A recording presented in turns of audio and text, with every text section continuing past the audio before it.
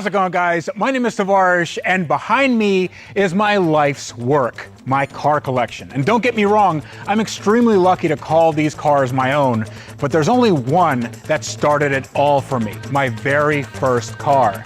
And today, I can't believe I'm saying this, I bought it back. This is a 1998 Nissan Maxima, and don't be fooled by its grocery getter looks. It's actually a wolf in sheep's clothing.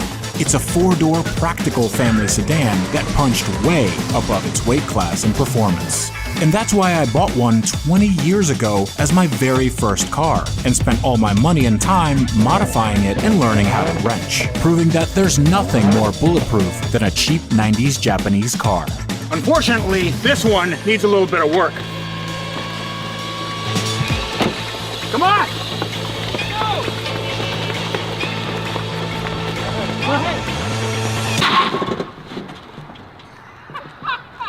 I think there's something wrong with this car. And that's because this isn't the exact car I first bought, which was actually scrapped years ago.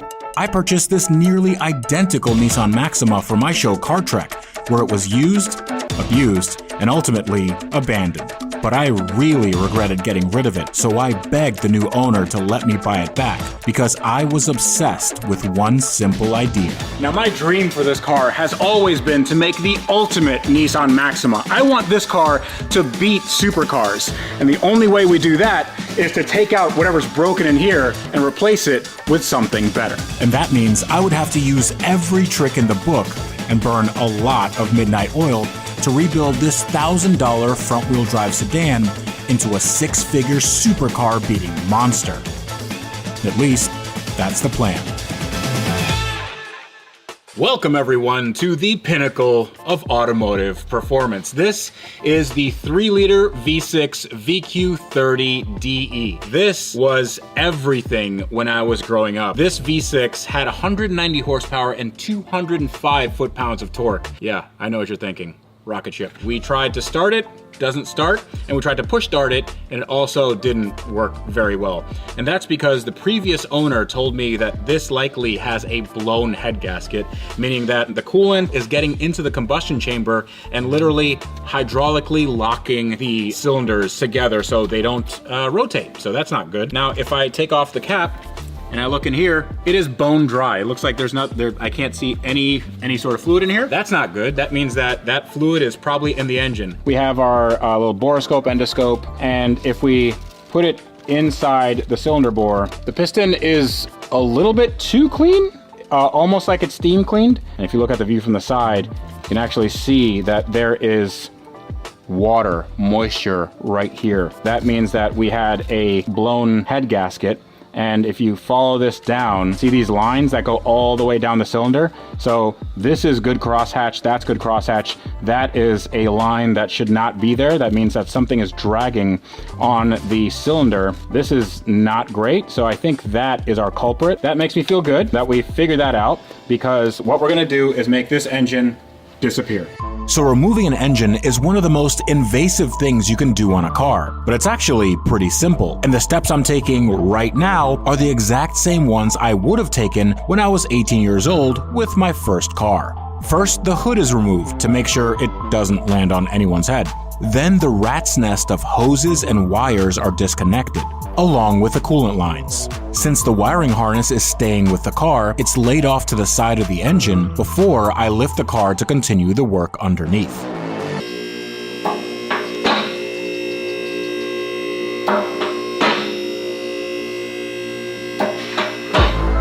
The aftermarket exhaust is next up on the chopping block, which is a little bit of a shame because on the Maxima, an upgraded exhaust system can add about 30 horsepower because the stock system is incredibly restrictive. Now this exhaust is super loud, but it's still usable, so I carefully unbolt it in order to put it on Facebook Marketplace, where it can sit for a year until somebody offers me 20 bucks before ghosting me completely. I give the 200,000-mile engine some support with a block of wood before unbolting the front and rear engine mounts and crossmember.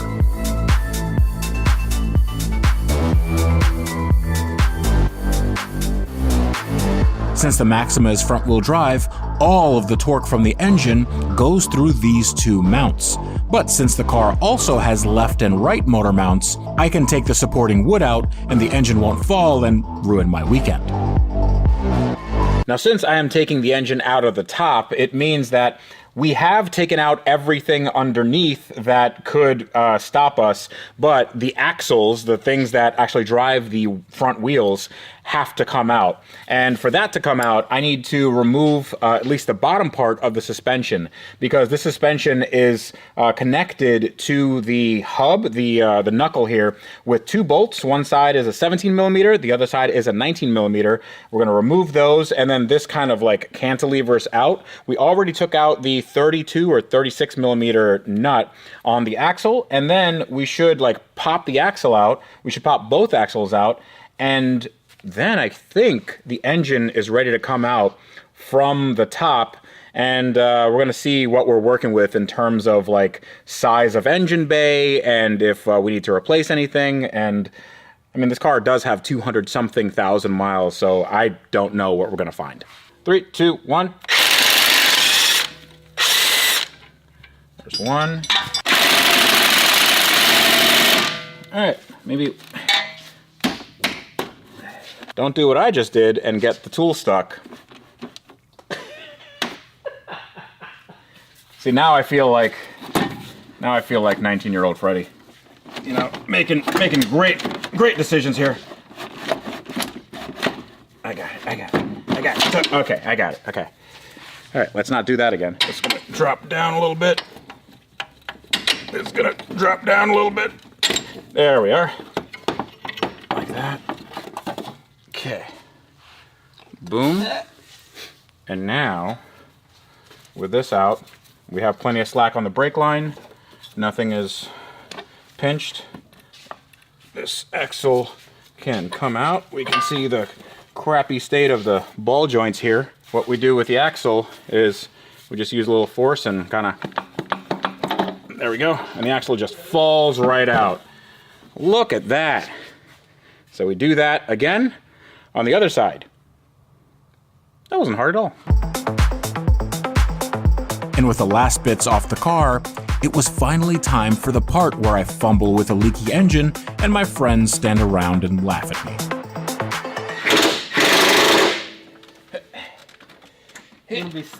No, it's stuck.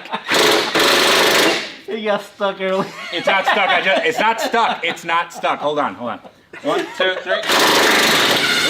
Oh wow, okay. There we are.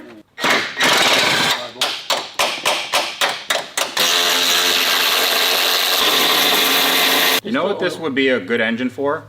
A Honda Civic. Honda Civic with 205 foot-pounds of torque. That sounds pretty crazy to me. Like that. Oh, there you go. Yikes. Okay.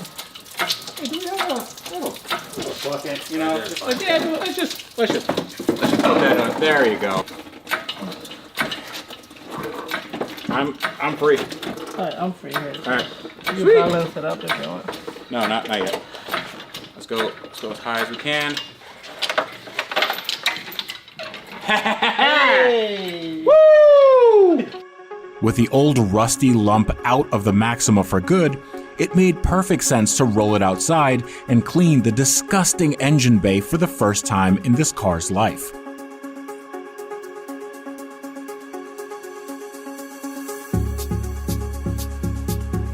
There's nothing fancy here, just some degreaser in a spray bottle and a pressure washer, and the results speak for themselves. But there's another thing that we need to change on the Maxima, and that's its old, dry-rotted tires. If we're going to have any shot at beating a sports car at the end of this build, we need some serious rubber. And I ordered this set of Continental Extreme Contact 02s from our sponsors at Priority Tire, which is the best value on the internet if you're looking to get your next set of tires. They have special deals on top tire brands on their homepage. And with their incredibly wide selection, you can get anything from the most affordable tires to high-end performance rubber, all with free and fast shipping and award-winning customer support. Now, we're going to put these sticky Continentals to the test later in the build, But if you're looking to get a new set of tires for your car, and you absolutely should, head over to PriorityTire.com and use my code to get 5% off any tires and accessories. And with the wheels and tires ready to go, it was time for me to unveil the next phase of my master plan.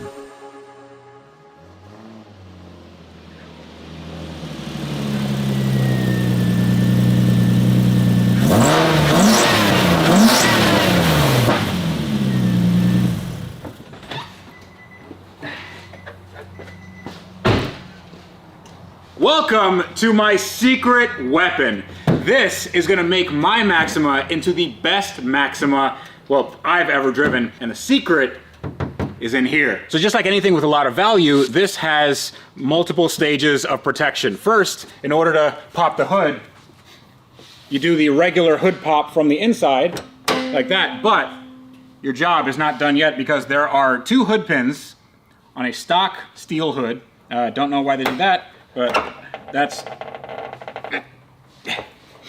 okay. That's one. This one that's 2, and wait, hold on. There we go. And now look at that. That's a look at all that. I swear this is really, really cool. Now this is a very familiar sight to me because this is a VQ35. This is a 3.5 liter V6. And this is what we're gonna put into my Maxima. Now, my original Maxima had a 3.5 liter that I swapped in, and I was actually one of the first people to ever swap a 3.5 liter into that car, which had a 3.0 from the factory. However, this one is a little bit different because this car is a 2003 Nissan Maxima. This is not a 2003 engine. This is actually a Gen 2 from a 2012 or 2013 Nissan Maxima. So this car originally would have came with around 255 horsepower, which was great for 2003, but this makes closer to 300. And on top of that, this has an ECU that has been modified by Nisformance, and it also has a lot of little goodies to make this car a lot faster. And when we pair this with my Maxima, which was the lightest Nissan Maxima that was ever built, I think we have a potent recipe for a potentially supercar killing sedan. With this being the second engine removal in the video, there is a lot of the same work being done, with one notable exception. Instead of removing the engine from the top with an engine hoist, I'll be doing it the more professional way by lowering the 2-post lift down, undoing several bolts, and letting gravity do the work for me. But in either case, the first step is removing the tangled hairnet known as the wiring harness. After unbolting and ripping apart as much as I could up top, I got the car in the air to drain the fluids. And that's when things got a little more challenging. Right, now we are underneath this Maxima, and this is certainly one of the most modified Maximas I've ever seen, and I don't mean that in a good way. Now, this is, well, it was purchased by another enthusiast, and I don't want to really disparage him very much, but there are a lot of things that I see that are just like, why? This is a Y pipe, and you can see at one point there was a bolt that went through here, and you could like disconnect it at some point, but then somebody decided that, hey, this is leaking, and instead of putting the correct gasket in there, we should just weld the entire thing so it is impossible to take this out without destroying it. It goes down, then to an angle, and then to another piece of pipe. This is all steel, by the way, so this will rust, but look how close it comes to the oil pan here. I mean, we have just the smallest amount of clearance. I can't stick my finger in there or anything, so this likely would hit the oil pan, and it would also heat up the oil quite a bit. Following this, you see the exhaust goes from 1 pipe into 2 pipes into 5,000 different pipes and diameters. There's a leak right there. You see that black soot? That's an exhaust leak. And then that goes into a way smaller pipe. I mean, look at the size of this. This is you.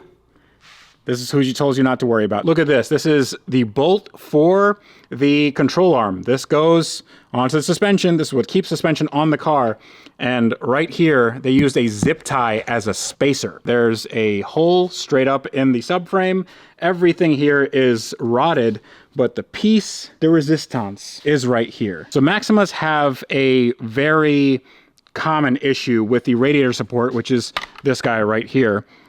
This radiator support rusting away, and this is the case here. Usually what you'd have to do, get a new radiator support, and then you have to weld it in. This guy did not do this, so the radiator support is completely rusted away. You can see that there's a giant hole in there, but instead of really putting it together the way it should go, he just put a bungee that goes all the way around, around to the bottom of the motor mount. So the only thing that's keeping the car together in the front is a bungee. That's cool. So I'm glad I didn't drive this car very far. That's nice. Also, there is a quite alarming leak of oil coming from what looks like the lower oil pan or the timing cover. So we'll take a look at that when we get the engine out. But all in all, you know, pretty good. Not a bad car. Not a bad buy at all. And yes, I'm being sarcastic. All right, so there is something really cool about this car that I get weirdly excited about. So this is, I think, a Japanese car thing. I don't see a lot of this on European cars, but usually when you take out a radiator or you take out the coolant from the radiator, you have to undo the clamp here and then basically undo the hose, and then it makes a giant mess. But Nissan, in their infinite wisdom, have put a little drain plug here. So all you have to do is unscrew it, and I hope I'm not going to be sucking down coolant here and eating my words, but just undo that and then make sure it goes down your arm as much as possible. Okay, and there we go. Okay, that's good. Hold on. We're just gonna put this up right here. All right, there we go. Gonna collect. Okay, that came off. All right, that's not good.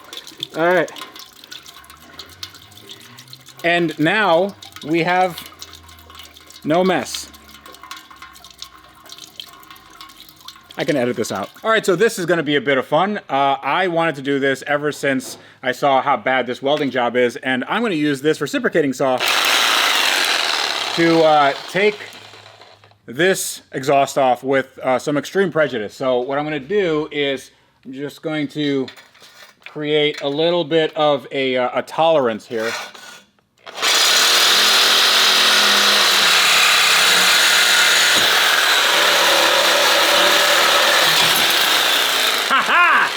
Yes! Woo!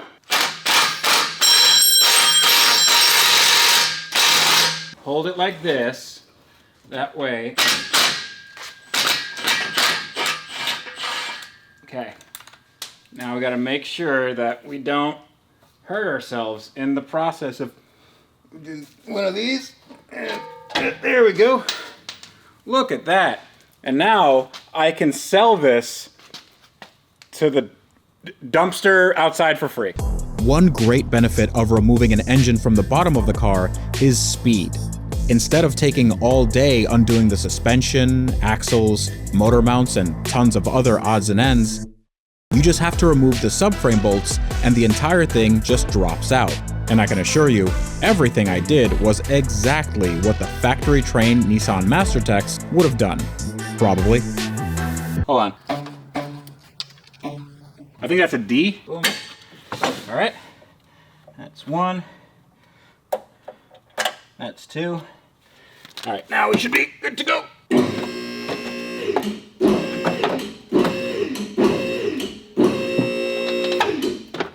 There we go. I think we are free of everything here.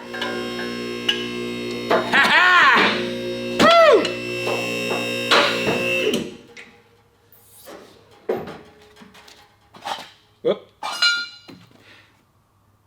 See, that wasn't hard at all. I forgot to wear gloves.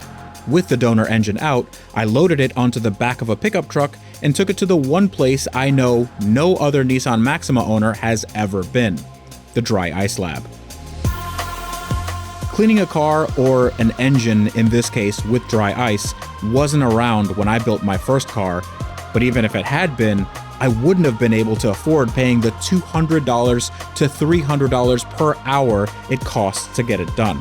But seeing as how I just did a sponsor plug in this video a few minutes ago, I got some money to spend. So Rex and I went to town cleaning this super dirty and oily 3.5 liter V6. And it's some of the most satisfying work you can do. The process is simple.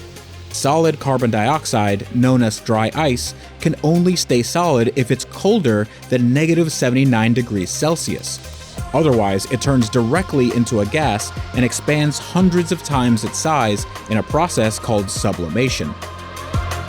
But when you turn the below freezing CO2 into small pellets and shoot it using a high air pressure through a special machine made for cleaning, it not only eliminates dirt and grime, it leaves the surface clean on a molecular level.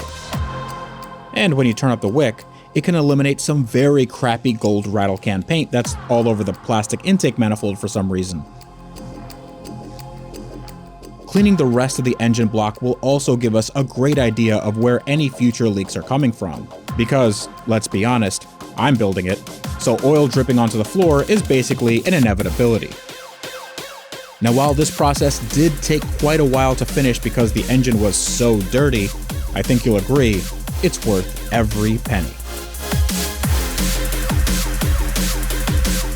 But as good as this engine looks, we're not just slapping this thing in. We still have a lot of work ahead of us.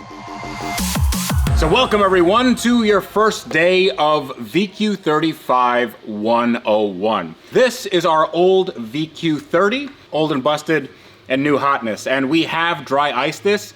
And yes, it still looks like a junkyard engine because essentially that's what it was. But we will be cleaning this up and making it as sorted as possible. But I wanted to let you guys know what the actual differences were between these engines. Now, you'd think because this is a 3 liter and then this is a 3.5 liter that they'd physically be different. But actually the dimensions are exactly the same between engines. All of the changes are internal, so the actual block size is the same. So in theory, a 3.5 should bolt in exactly where a 3.0 went. But the eagle-eyed amongst you will notice that this has an intake manifold made out of metal and it is a single runner design, whereas this is a plastic intake manifold, but it's a dual runner design, meaning that it has a little valve here, has a little valve here, and it allows the runners to open up to become shorter or longer depending on RPM. This will make power until redline, which is about 7,000 RPM, but this stops making power around 5,200 RPM. And in addition, this doesn't have any variable valve timing. Whatever you get in terms of valve timing, that's sort of, you know, you run what you brung. But on this, you have variable valve timing on the intake and exhaust. But right now, I have a bunch of parts that I'm gonna be putting on, and I'm so excited. I can't wait to get this thing together. The rubber gaskets and seals in an engine get brittle over time and can allow the pressurized oil or coolant inside to leak out. So while we have the engine out, it makes all the sense in the world to change everything we can, which means taking off the front valve cover and cleaning the surfaces, then using silicone gasket maker in key areas.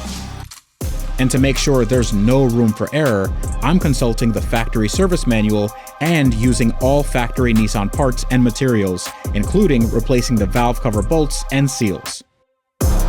The upper intake manifold comes off, and you might notice that I'm using a power tool to clean up the surfaces.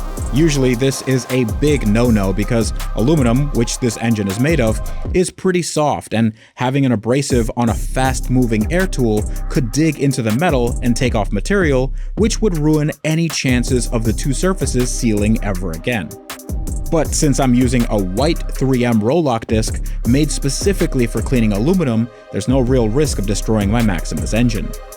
The same process applies to the rear valve cover, which also has an integrated positive crankcase ventilation, or PCV valve. And fun fact, because the valve covers are made of plastic, they can warp and crack over time, so it makes sense to change the entire assembly as one unit instead of replacing just the rubber gaskets.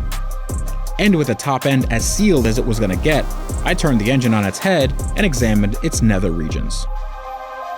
So this is the business end, or the bottom end, of the VQ35, and it is nasty. Now, we do have to take off the oil pans. This is the lower and this is the upper. We have to take both of them off because In this swap, when you swap over a 2012 engine into a 2003 car, you actually have to retain the 2003 upper and lower oil pans because that's how it fits in the subframe.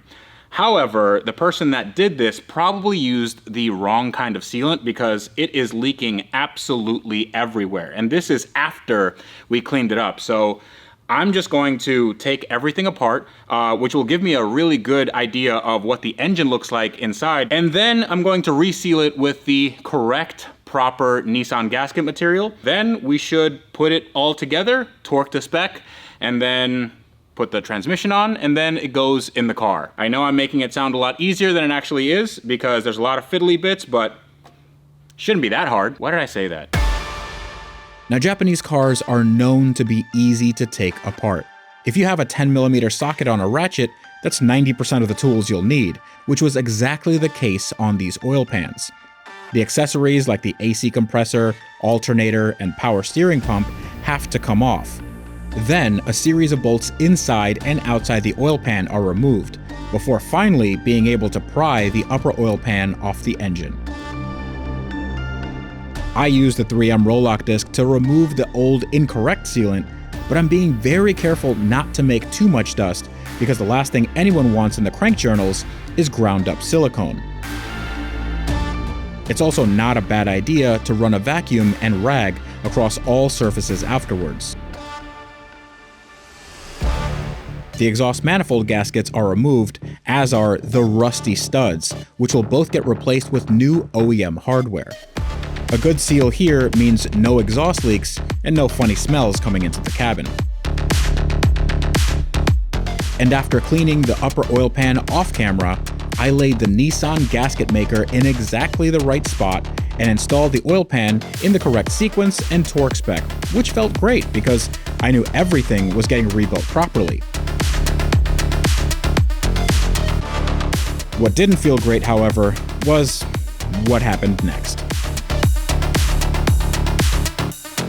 So welcome to another version of 2 steps forward and 1 step back, but I think in this case it might be 1 step forward and like 10 steps back because right here is the oil pump housing. The oil pump sits right here, and this is what pumps oil all over the engine. And there's a little strainer here that attaches with these 2 bolts. If you notice, this bolt and this bolt, they have the exact same heads. But if you look right there, you can see that I actually cracked the housing, and that is because instead of using this bolt, which is slightly shorter, I used this bolt, which is longer, and I didn't notice that until I cracked the housing. This was completely my fault. And what we're gonna have to do now is, I can't use this oil pump anymore. I'm gonna have to get a new one. Hopefully Derek from across the street has one for a 350Z or something like that. They are identical. But in order to get this off, I have to take off everything here, take off the timing cover, take off the timing, then I have to retime the engine. And that also means I'll have to take off the sump right here, what I just figured out how to do. So taking all this off is gonna add a lot of time, but not for you because we can do it in time lapse. One of the positives of having to dismantle something you just took apart is the fact that the procedure is fresh in your mind. Having to backtrack this much was definitely a blow to the old ego. But you can't make a pancake without scrambling a few hash browns or something. I don't know where I was going with that. With the oil pans, crank pulley, timing covers, and timing chains off, I can finally get at fixing my mistake. All right, now we have to take this guy off, and there is a little, what's called a Woodruff key. So basically it's like a half moon key that goes in here, and if you, there we are. Half moon key, right there. Make sure you don't lose this. And this should slide right off. Like that. Look at that. There's a really good shot right there of how bad I screwed up. Good thing we didn't put this back in the car. If it's worth doing, it's worth overdoing. The VQ35 that I'm working on has a very common sealing issue in the timing chain area that allows pressurized oil into places it shouldn't be. So the fix is to replace the gasket.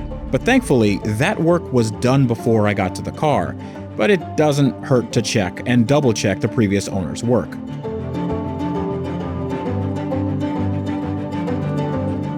Since it all looks good and dry, I retime the engine, which means I have to align the camshaft and the crankshaft. And if I don't do this correctly, the engine could run poorly in the best case and eat itself immediately in the worst case. So I was careful to line up the marks on the cam sprocket with the links in the chain and line that up with the sprocket on the crank. It's nearly foolproof, but as we just learned, I can always find new and interesting ways to screw things up. And in order to prevent another mishap, I made sure to clean the threads of every 10mm bolt on the timing cover, because these are prone to breaking if the holes are blocked by decades-old silicone. With the inner timing cover clean of all the silicone I put on a few hours ago, I put a new bead of silicone sealant followed by the outer timing cover, and then tightened and torqued all the tiny bolts in sequence as per the factory service manual, because if I had to do this over again, this video would have ended with a Maxima in a dumpster. The upper oil pan is next to go on, and is again cleaned before installed with a layer of Nissan gasket maker between the mating surfaces. And with the correct bolts this time, I bolt up the oil pickup tube, only mildly concerned that I forgot some major step in my assembly. Some more gasket maker goes on the lower oil pan mating surface, and then the nasty painted purple oil pan goes right back on. I'll change it later, but for right now, I want to make sure the bottom end of this refreshed V6 is sealed off from the elements. I consult the factory service manual and tighten and torque the bolts to spec, which I believe is 8 foot-pounds. The engine is then flipped back over and I can start assembling the electrical system. For the 2003 accessories to fit the 2012 engine, some cutting to an aluminum tab was necessary, which was done by a previous owner. But since it looks like he did it with his left foot and his eyes closed, I cleaned it up with a grinding disc and then installed the accessories back on the engine. And with the engine as dressed as it was going to be, I took it off the engine stand so I could share another interesting fact I discovered 20 years ago. Okay, now I am really excited to show you guys something that I figured out when I was like 19 or 20. When you take off the transmission and you put it back on, a lot of times people will have the issue where their car struggles to start or doesn't start at all. In fact, this was my problem for about a year of me owning this car, and I couldn't figure it out at all. In fact, that was one of my first, if not the first, YouTube video I ever posted. This is my car trying to start.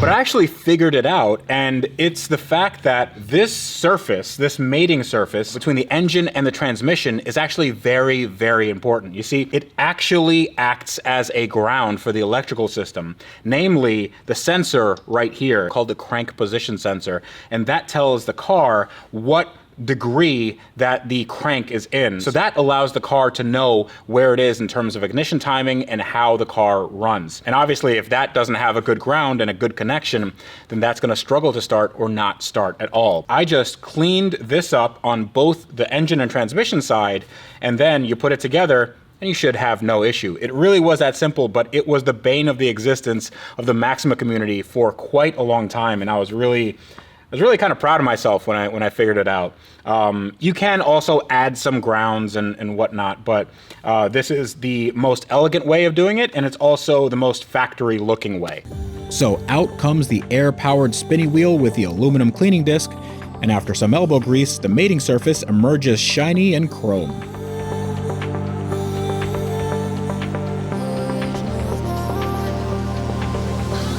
I then install a new pilot bushing by lining it up and giving it a few whacks with a brass punch. This part aligns the shaft with the transmission and centers it in the crank and uses a special sintered metal so it can do its job without the need of any bearings. Then comes the Jim Wolf lightened aluminum flywheel, which will help the car rev faster since it decreases quite a bit of rotating mass. I clean it off with some brake cleaner and install all the flywheel bolts in sequence, torque to spec, followed by a new Nisforman Stage 1 clutch. Also with new bolts in sequence, torque to spec.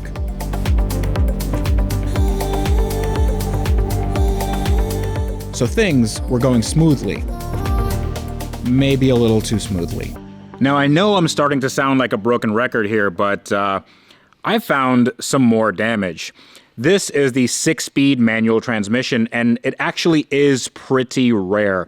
I don't know how many Maximas they made in 2003, but I know not a lot of them were manual, but this one is rare still because this is actually a limited slip differential, meaning that instead of a one-tire fire, meaning that if you let out the clutch and want to do a burnout, only one wheel will spin.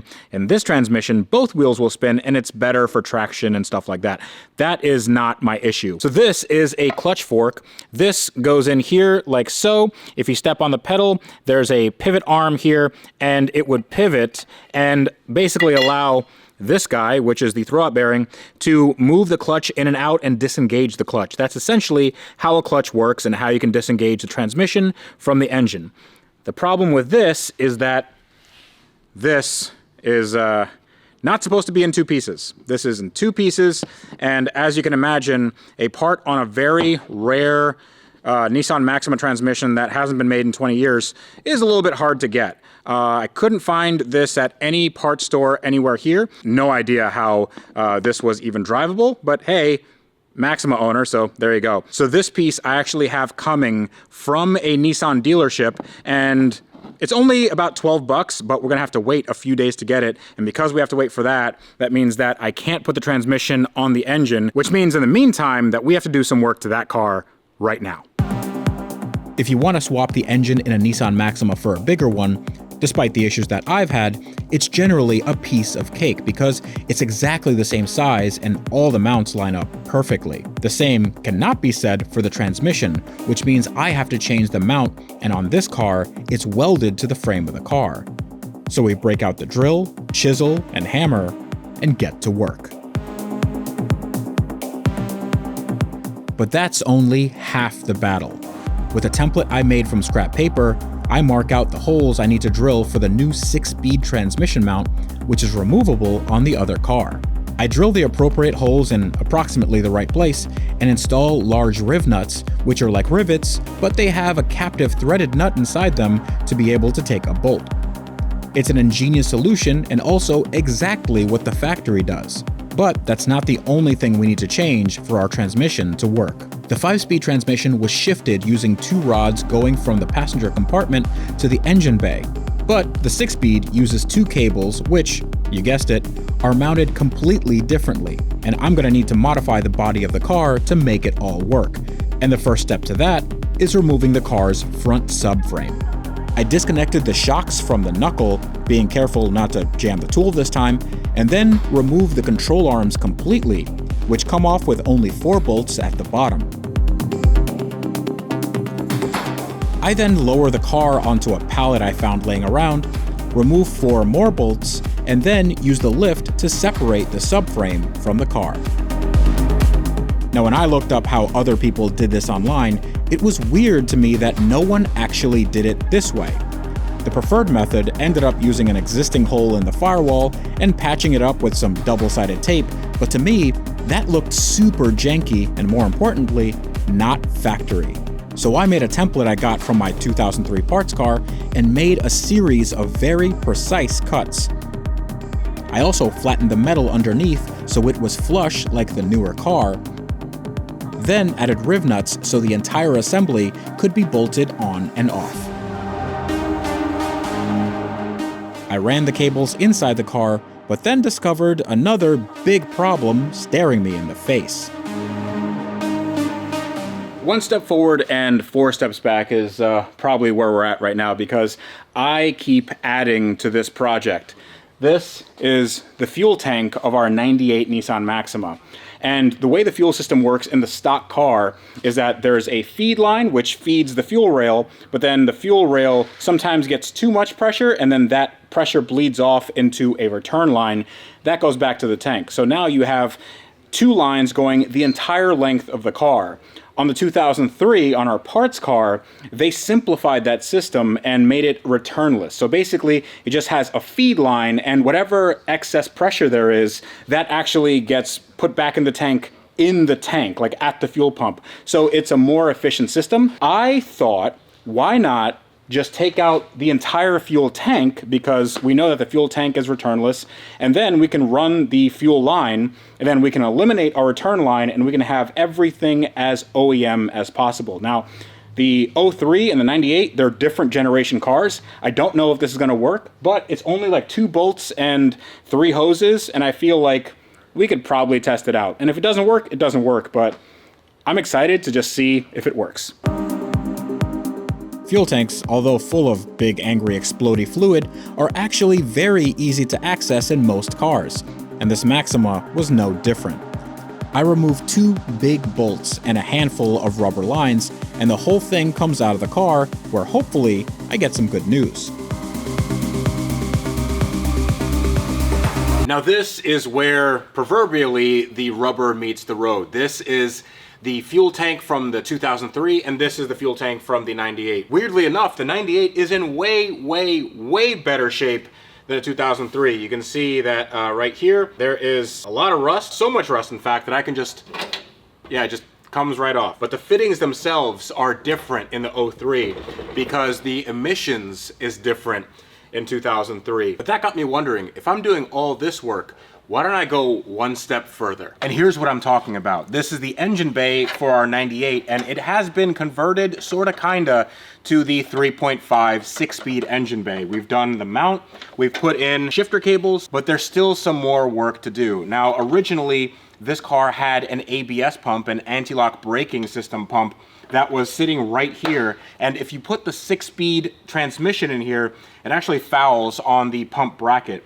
So I figured instead of modifying the pump bracket and making it kind of less secure, I would just use the pump bracket from the 2003, which relocates it in the correct position right here, and reuse all the 98 brake stuff. The problem with that is now I have to make custom brake lines for every single one of these 6 ports. And then I figured, hey, if we're gonna be doing this, plus we're gonna be doing all the wiring for the engine and integrating that into the 98 and doing all the work for the hoses and wiring in the back for the fuel tank, why don't I just take every single wire from the 2003 and put it in here and change some stuff around like headlights and stuff like that. That would be really easy to wire up. And then in theory, I should have a car that drives exactly like stock, because wiring wise, it is. So now I have 2 options. Option number 1 is stay the course and kind of jerry-rig stuff together and hopefully it all works. Or option number 2 is take everything out of this car, take everything out of the other car, swap them together, and then I'll have an OEM solution that literally no one has done before. So the first step to a full wiring harness swap is removing the wiring harness from the car, starting with the engine bay. The fuse boxes get disconnected, followed by any grounds that are bolted to the chassis. And since the fuse boxes are located in roughly the same spots on the 2003 and 1998 cars, routing the new harness should be pretty straightforward.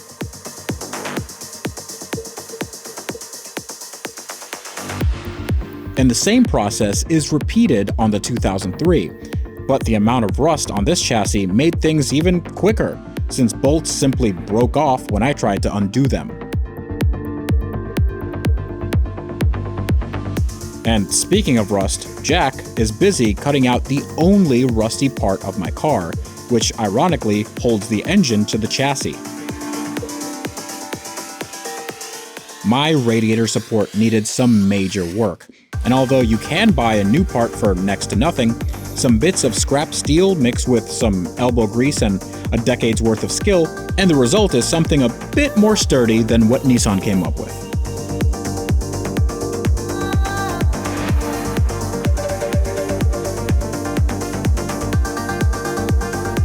With a new radiator support installed, riv-nutted, and painted with rust-proofing, I went to work putting together the new, but still 22-year-old, wiring harness. A clean install also means using as many of the factory brackets and clips as I could find, because there's a reason they were installed in the first place. Using all the factory hardware also allows for parts to be removed easily in case I ever want to put this car back to stock to sell it for a whopping $2,500.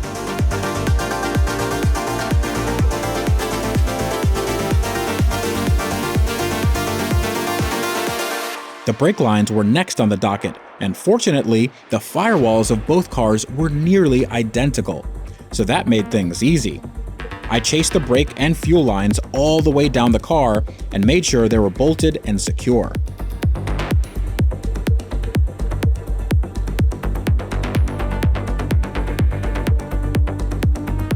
And at the back of the car, every component, including the charcoal canister and the fuel filler, had to be converted to the newer style. But since the parts car was so rusty, I couldn't reuse any parts. So I bought everything new and assembled what looked, to me, like a factory fresh fuel system.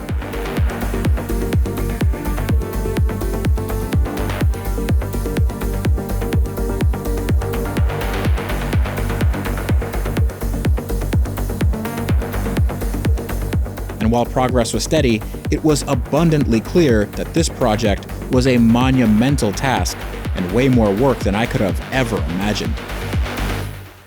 Let me tell you something about how I planned this project, because in my mind, in my stupid head, I said that we would be done with this car in like 3 days. I was like, when I was 17 or 18, I would do this in a couple of days in my mom's driveway.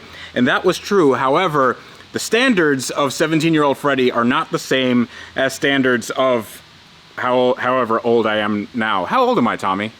21. Because we did everything as OEM as possible, and we took every single thing out of the donor car and put it in here, and we're still not done doing that.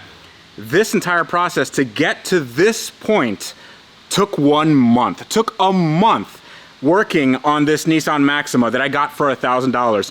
So I'm gonna show you why it took so long, and it's not because we're just sitting around. This is like really, really hard days, like 12 to 16 hour days sometimes. So let's take a look. So this is the engine bay of the Nissan Maxima. It might not look any different from any other Nissan Maxima, but you'd be wrong, because right here we have the entire braking system from a 2003. We have the, well, it's not a distribution block, it looks like just a coupler from the braking system from a 2003. We also have the entire fuel system from a 2003 Maxima. It goes from the back of the car all the way up here, and it is a returnless system, meaning that there's only one hose going to the engine. And we also have a little adapter to a AN line, and that's all well and good. But right here is the ABS system, and that is wired in because the entire wiring harness is in this engine bay. Not only that, look down here. We have all the rust basically taken care of. Not basically, we definitely have all the rust taken care of, because Jack worked really hard getting all this rust off, and then we also painted it with a rust proofing. But right here is something I'm kind of proud of. So the original 1998 Nissan Maxima did not have any airbag sensors in the front of the car. The way that the airbag system works is that there's an airbag module in the middle of the car, and that has like accelerometers and stuff like that. So in case the car gets in an accident, the accelerometer tells it, hey, you've been in an accident, and it blows all the airbags.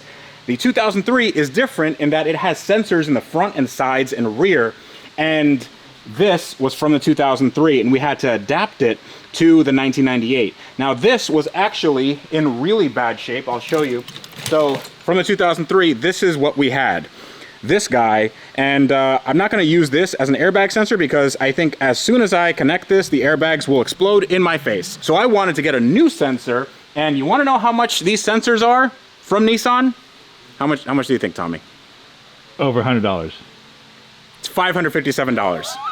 So half of what I spent on the car is just on this sensor, except I went on eBay and I found the sensor for 40 bucks. So now we have a sensor, we have everything wired in. We also have the horns, which needed modification because the 98 has one horn here and one horn right here, but the 2003 has both horns right here. So I had to make brackets, I had to paint them because why wouldn't you? Also, in terms of brackets, we painted this bracket. We also painted this bracket because this was completely rusty.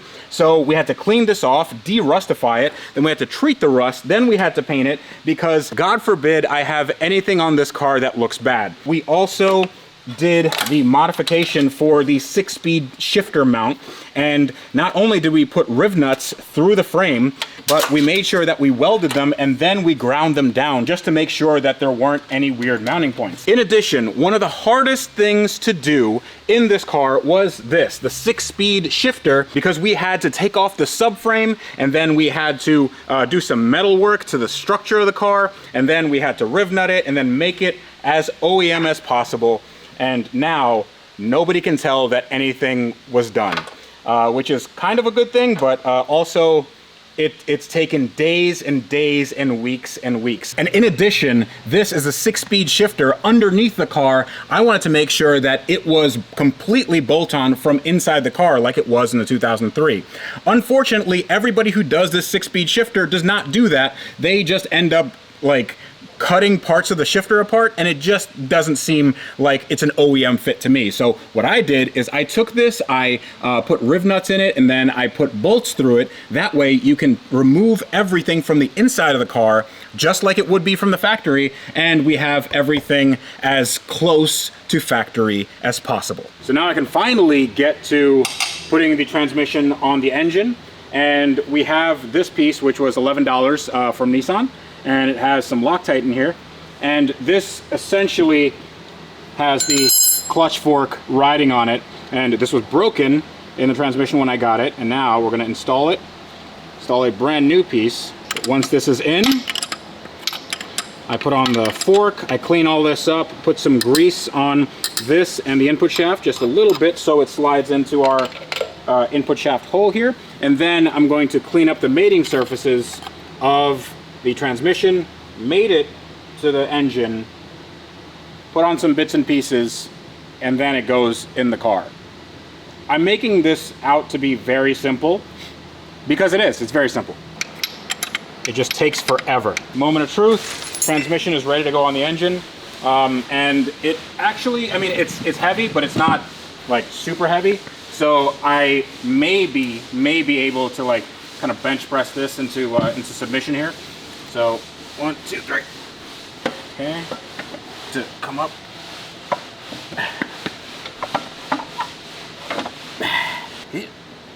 There we go. Aha. Oh, I missed it. Can you do it over again?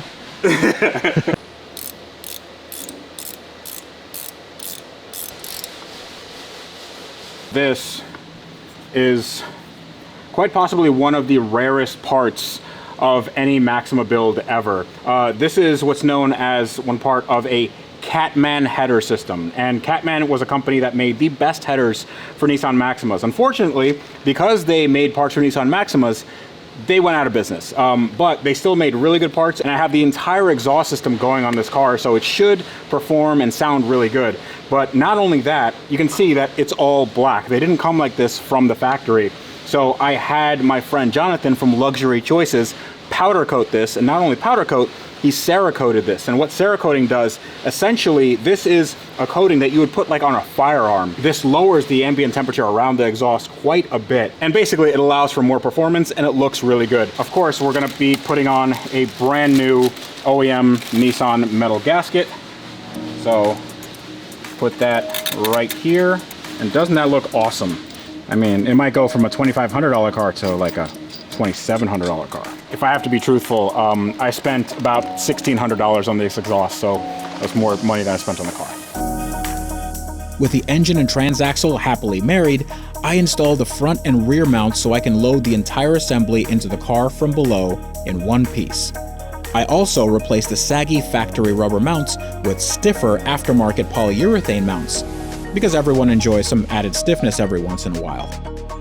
And with the assembled engine on a makeshift roller skate, I push it under the chassis with the hopes that I would never have to do this again. but the knowledge that I probably will. Jack then lowers the car, and I listen for crunching noises. I then bolt the crossmember to the car, then the right engine mount, and finally attempted to connect the transmission mount, the same one that needed a ton of measuring, drilling, and fitting. I cross my fingers and hope for the best. We have all 4 mounts attached. They are bolted down as far as they can go, and nothing snapped, nothing is broken, and I believe now we can lift it up. Look at that! Hold on, let's give it a little shake. It's good enough. Yeah! Woo! Yeah! Woo! Yeah! This was a month of work. This was a month of work. I cannot tell you how big of a deal this is. Pretty epic. 17-year-old Freddie would have done this in 3 days. I've fallen off, man. So next up is a problem that every single Maxima owner has, and it's the fact that the engine bay always looks really ugly because of this, the wiring harness. And our wiring harness is, well, it's no different because this has been modified. You can see right here, look at this.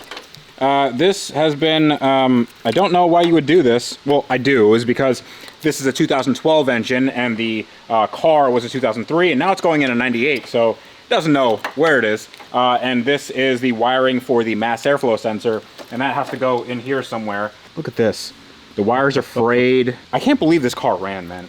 So what I'm gonna do now is I have to go through this whole thing. Like I've sort of routed it in a way where it'll make sense. Like I'll have to put this stuff underneath, and like we'll make it sorta kind of clean. So I have a bunch of wire loom that should be the right size, and I have some electrical tape, and we can cut off some zip ties and we can install some new ones, and hopefully this should look a lot cleaner. Cleaning up wiring, my favorite. You know what that needs? Some carbon fiber. It's light enough. It doesn't need carbon fiber. This is pre-carbon fiber. This car, fun fact, is less weight than my McLaren 675 LT. What? I don't believe you. We can actually do that maybe on a second channel after this is all done and over with. But this car, if we put it on a scale, it will weigh less than the McLaren 675 LT. And if it doesn't?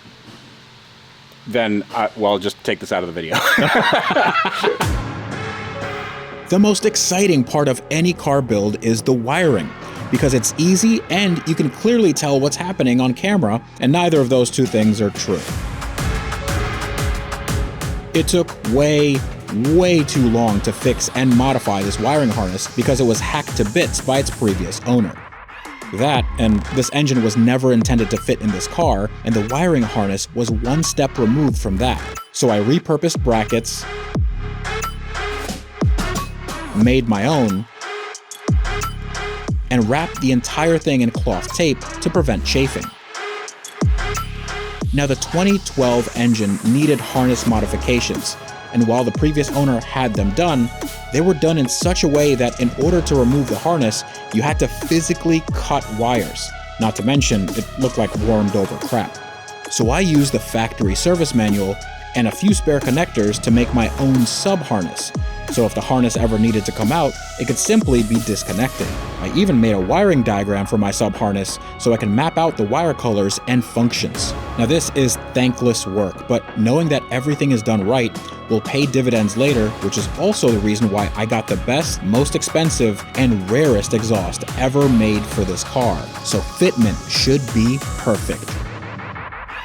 Guess what happened?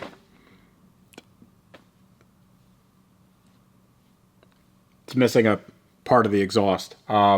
I thought that we had everything we needed for the exhaust to go on. And this exhaust, it's a 3-inch exhaust, basically all the way back, which is gonna make the car sound really good. It has this nice resonated section up here.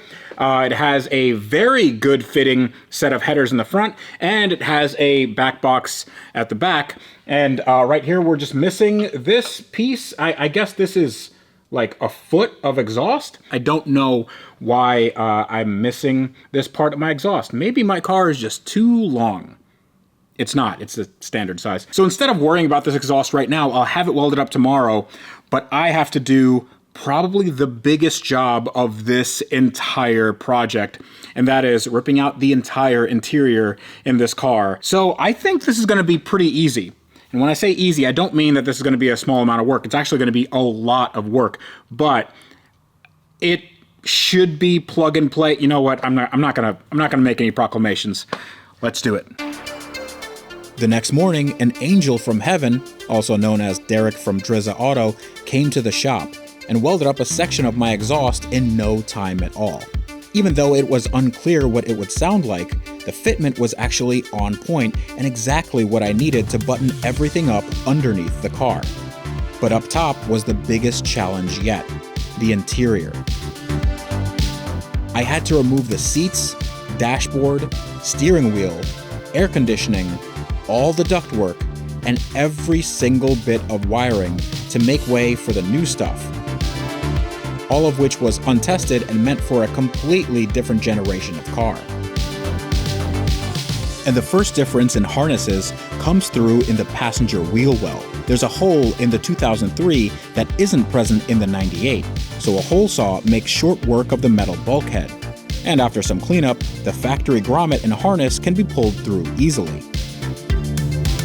What isn't so easy, however, is the fact that the air conditioning and heating system, or HVAC system, is very slightly different. And since I'm using a newer harness, the sensors and connectors on the old HVAC no longer work. But in order to adapt everything in a way where it'll actually fit behind the dashboard, I have to make a Frankenstein mishmash of both. So I make sure to clean every part I install while it's off the car, because in normal use, these components are nearly impossible to reach. Now, one added bonus to doing it this way is that the 2003 has an in-cabin charcoal air filter, and the 98 doesn't, so it's an extra creature comfort I didn't have before. Weird flex, I know. And the same Frankensteining has to be done to the radiator fans because the plugs are different and terminate in a different spot between cars. I route the wires, wrap in cloth tape, and connect everything with factory clips and straps.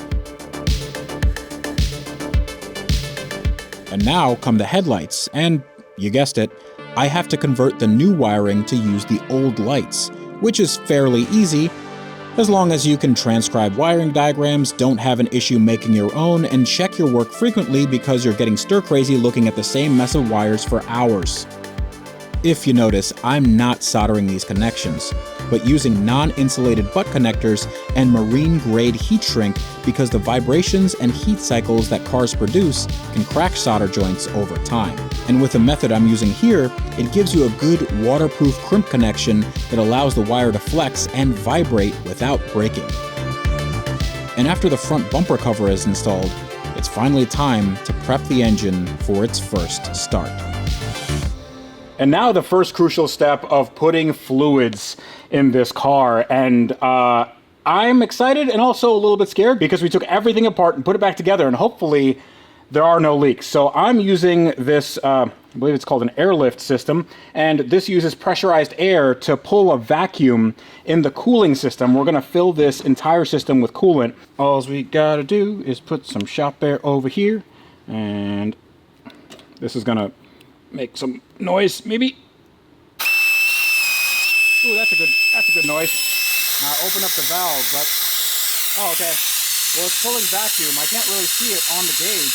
The gauge doesn't seem to be moving, but you can see right here. I mean, look at that. That's, I'm gonna close this up. So the idea is that you close this valve and there's a vacuum on the system, and honestly, the vacuum seems pretty good. I'm gonna leave it like this for maybe 10 minutes and come back and see if the lines are all still very kind of sucked in like this, like imploding on themselves. And if that's the case, that means that we don't have any significant leaks and we can fill the entire system. And since we have a vacuum, it fills the entire system, so there are no air bubbles left.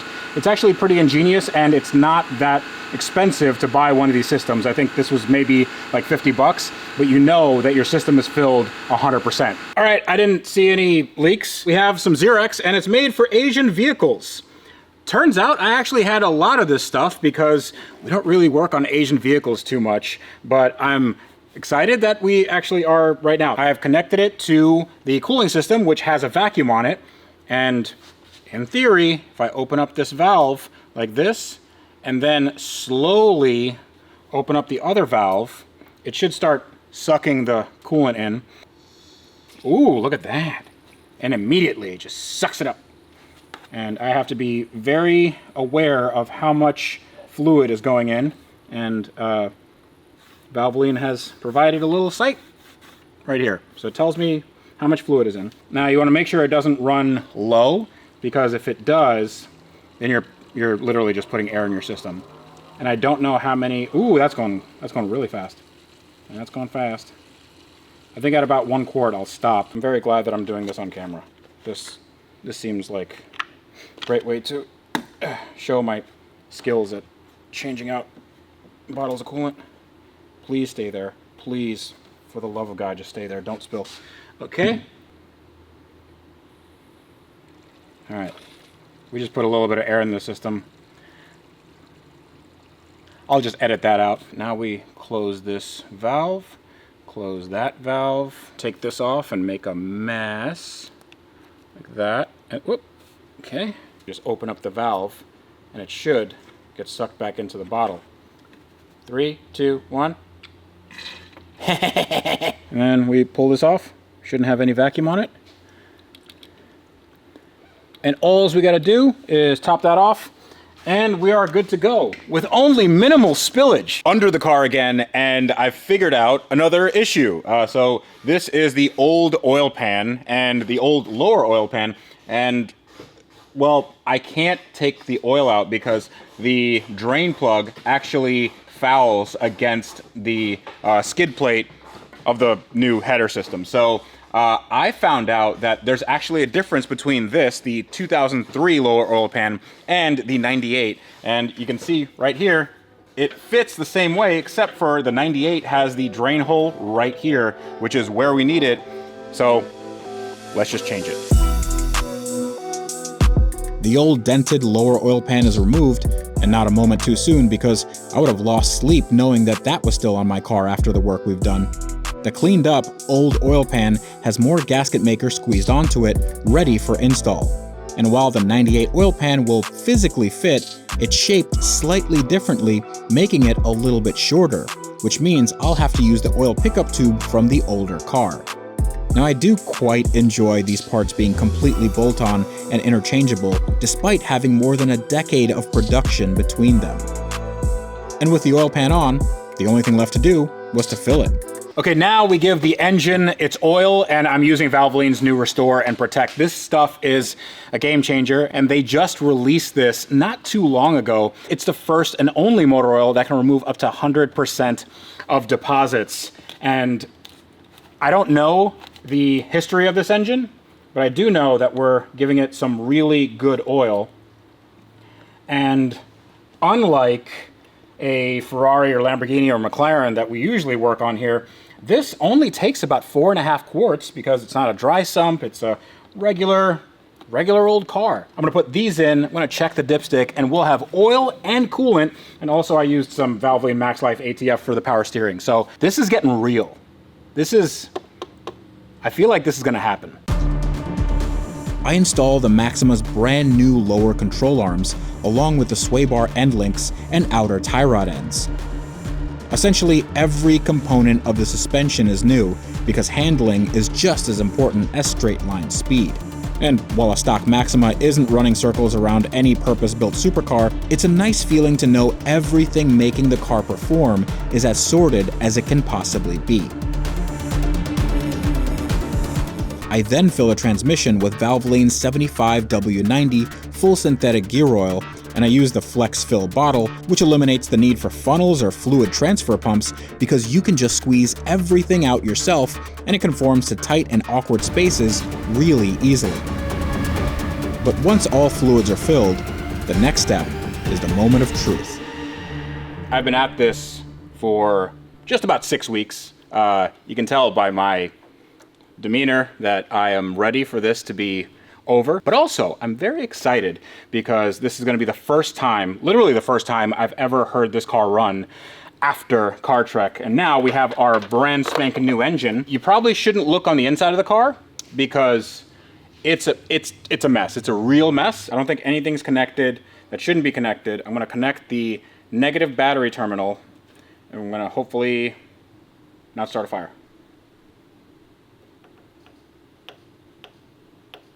Here's a pump. There's a beep. Looking at this, there is a method to the madness, I believe. So we have both harnesses kind of laid out everywhere, and I think we have enough connected. Now the key is in the ignition. This is the old steering column, or rather the new steering column from the 2003.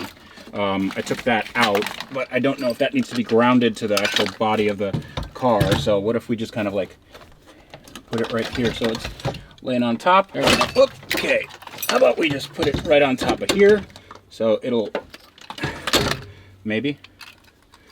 Okay. Oh, okay, that worked.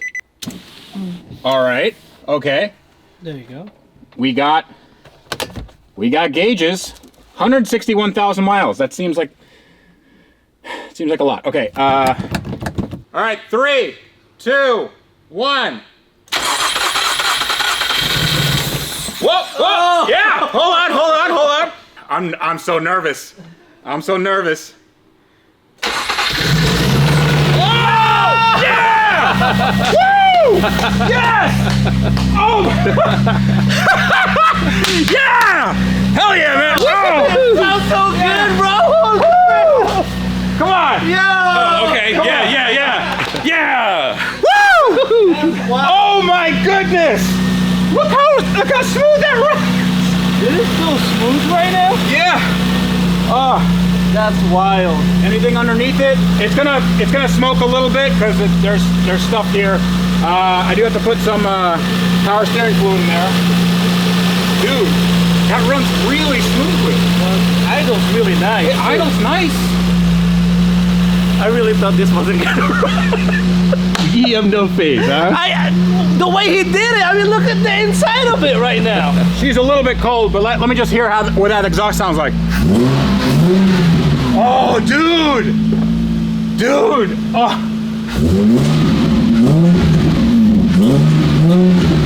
It sounds great. Dude, that sounds amazing. That sounds so good.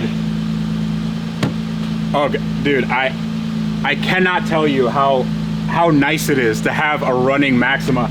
And this runs much better than mine ever did. But it's because we put in a ton of work. So it does smell like burning, but it's just burning off all the it's done. all the stuff here. I think we open up the door here, let it get up to operating temperature, and then see what we got. And I'm gonna clean up in the interior. We're gonna put on some suspension. I have something for that. We're gonna put on our new tires. I'm super excited about that. I think it's time for our first drive.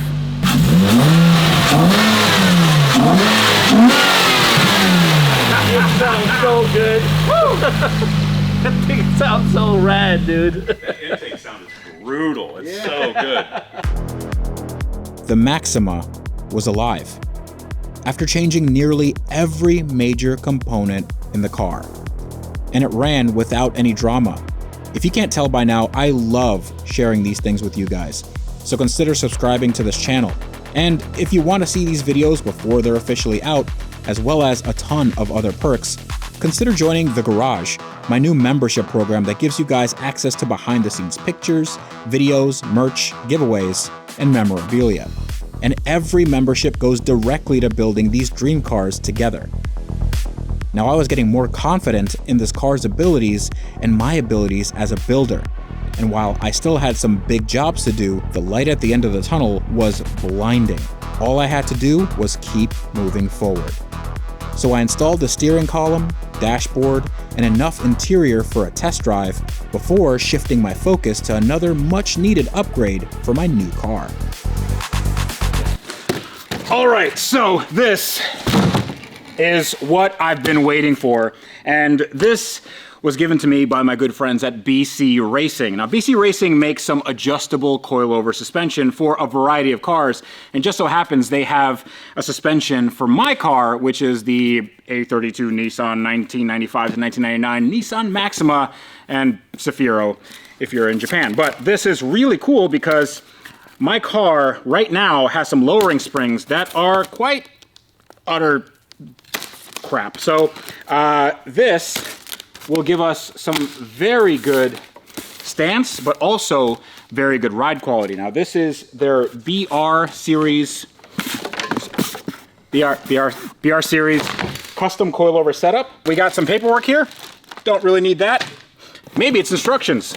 Definitely don't need those. We have our adjustable coilovers. This one is a rear unit. But what I love about the BC Racing stuff is that they are adjustable in both the spring and the ride height. And a lot of coilovers, when you have the ride height adjustability, you kind of adjust the preload as well, but not in these babies, because right here, the collar on the bottom, you can twist it in and out. And the more you twist it in and out, or go in one direction or another, that actually shortens and lengthens the length of the shock. And that can allow you to make the car go up and down in terms of height. You can go from soft to hard. I wish it was that easy in real life. The fronts are a little bit different because the fronts actually go into our knuckle hub assembly. So there's 2 bolts right here. And yeah, there actually is a little bit of play in this bolt because you can adjust for camber. So you can go bap, bap. And now all I have to do is take the suspension off that car, put this on, and then bleed the brakes, bleed the clutch, and maybe do an alignment. And then we go for our first drive. I make it sound really simple. It's not that simple. Nothing in this car has been simple. I think this is going to be simple. Having a good adjustable coilover suspension setup on this car was something I could have never afforded 20 years ago. But having it as an option now is mind-blowing. And the installation is quite easy. There are 3 bolts holding each of the rear shocks in, 1 on the bottom connected to the rear beam, and 2 inside the car through the trunk. Then, the shock is removed, and the new one replaces it after you adjust the ride height a bit. Lowering a ride height in a car means it has a lower center of gravity, better handling, and it just plain looks better. Now, speed bumps can suck a lot more, but it's a fair trade-off if I'm honest. The final step is bleeding the brake and clutch lines. These are hydraulic lines that transfer pressure via fluid from the pedal to the brakes. Fluid isn't compressible, but air is, so getting all the air out of the system and filling it correctly is super important to eliminate a mushy pedal. We're using a vacuum-assisted bleeder to force the air out of the line, and refilling the system with clean, new fluid. Brake fluid is hygroscopic, which means that if you leave it open to the elements, over time, it takes moisture from the air and can corrode the lines and components from the inside. So anytime you do a brake job like this, use a new bottle of fluid. And with both systems bled properly, the Maxima was ready for the road.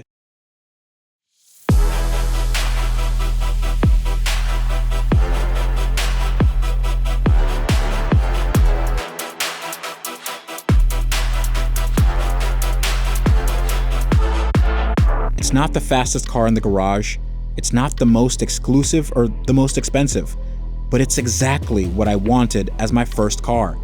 It's the car I learned to wrench on, the car that was modified on zero budget, and the car that made me appreciate the art of making something uniquely yours, even if other people don't understand it. Now you may be wondering why I spent months of my life working on a $1,000 car when I have a McLaren P1 to build in the garage. It's because I've never cared about how much a car costs. The thing that's most important to me is the challenge of the build and the story that I can build with it. And the story of my Maxima needed a conclusion. Okay, moment of truth. And if you notice, there's a lot that is disconnected in this car. The gauge cluster is sort of out here. We have all the center console stuff over here. and most of the interior is missing, but all the stuff that I need to make this car run is in. We have the engine in, the suspension, we have the exhaust, we have the 6-speed manual transmission, we have the Continental tires, and we have hopefully 300 horsepower at the front wheels, and driving both front wheels because this is a limited slip differential. And I forgot what it's like to drive a Maxima. I literally have not driven another 4th generation Maxima like this one in a very, very long time, since we actually did Car Trek. So it starts up so nice. It's so nice. All the gauges work. We have a full tank of gas. Does the horn work? Horn works. Clutch feels good. Gonna put it into reverse, and let's see. Reverse works no problem at all. Now, some of the electrical bits are not strictly connected, like the window switches, those aren't here. Power door locks, power windows, and power mirrors have left the chat. But we can do all that later when we do the looks of this car. But today is all about the performance.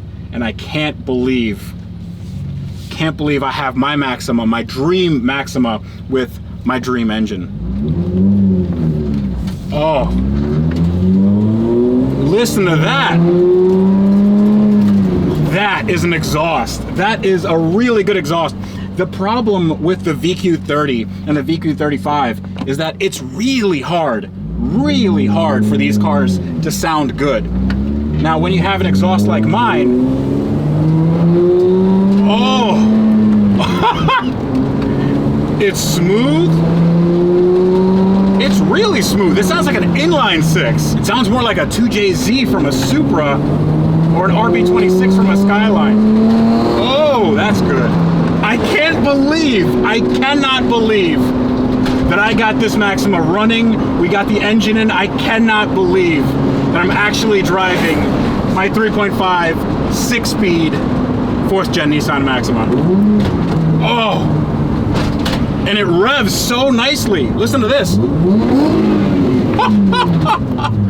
This thing probably revs to like 7,500. Now, I know the clutch manufacturer says that we need about 500 miles of break-in. I feel like we've already done that, so let's see what this thing can do. Now, there's no launch control in here, but you don't need it because in here, I'm 19 again, and my right foot is all you need. Let's hope the engine doesn't blow up. All right, 3, 2, 1. Whoa, whoa.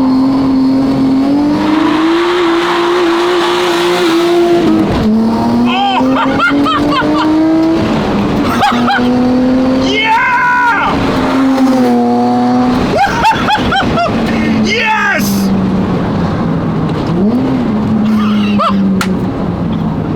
Oh! I can't tell you how good that feels. You got wheel spin in first and second and coming into third. I was babying it a little bit, but let's see, in first gear, and I mapped the throttle.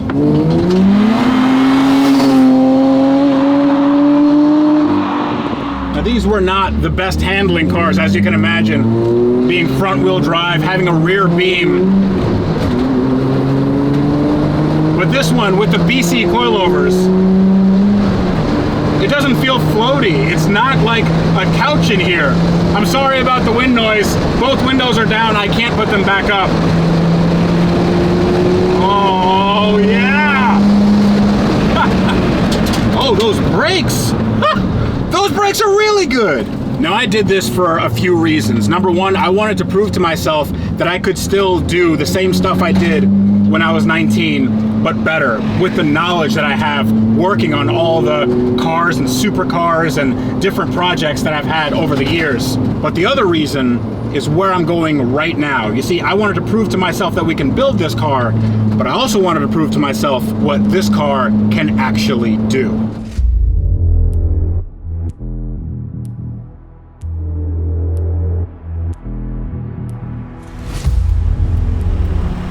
So ahead of me is a mile-long runway. And that thing right there is the most powerful, fastest car Porsche made in the late 90s. So that car has a bigger engine, twin turbochargers, all-wheel drive, and right now it's worth between $75,000 and $100,000. And I'm gonna try to beat it with a $1,000 Nissan Maxima that I built myself.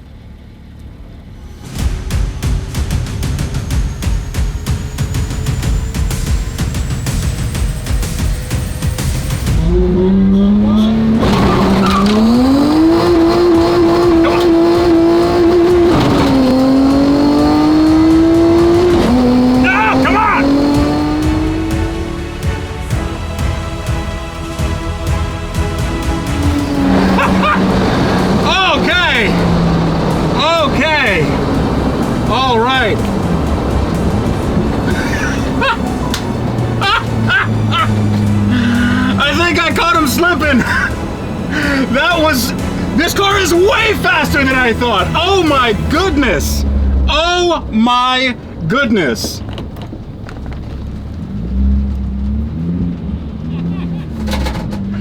Dude, this is so quick. This thing is a rocket ship. And I will say, officially beat a Porsche 911 Turbo. All right, I think the fact that this is still running, engine's fine, everything's good. This is a massive, massive win, but let's try that again.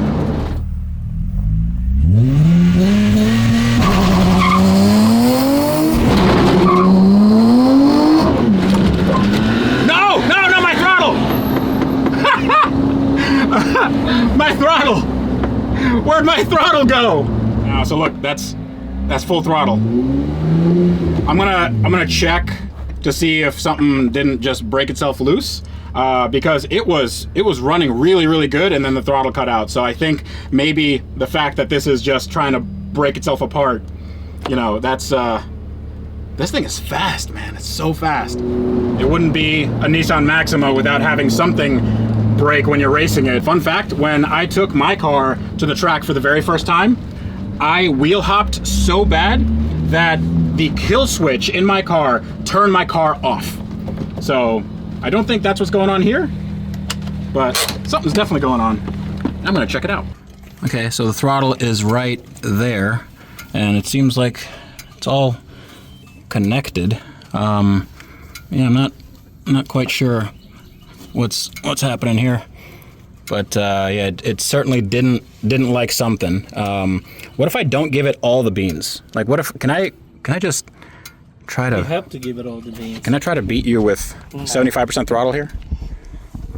Then I'm gonna have to trade that Porsche.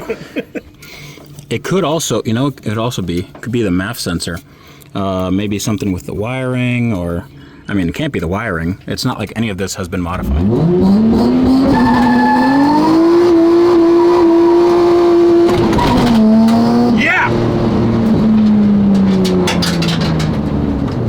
There we go. Okay, so the car may be a little bit broken, but it's okay because we can fix it. It only cost me $1,000 plus or minus another parts car, but I am super happy with this outcome. This was my first car, and now I had legitimately beat a supercar. And yes, I know the supercar was 25 years old, but it doesn't matter because Nissan Maxima beat a Porsche 911 Turbo. I can't tell you how big of a deal that is. And thank you guys for watching. Thank everybody for egging me on. And yes, we will have more McLaren P1 content. We will have Aventador and R8 and everything you guys want to see. But this one was special to me, and thank you so much for letting me share it with you. It means a lot. All right, subscribe to the channel, and let's do more of this. Let's do more of this.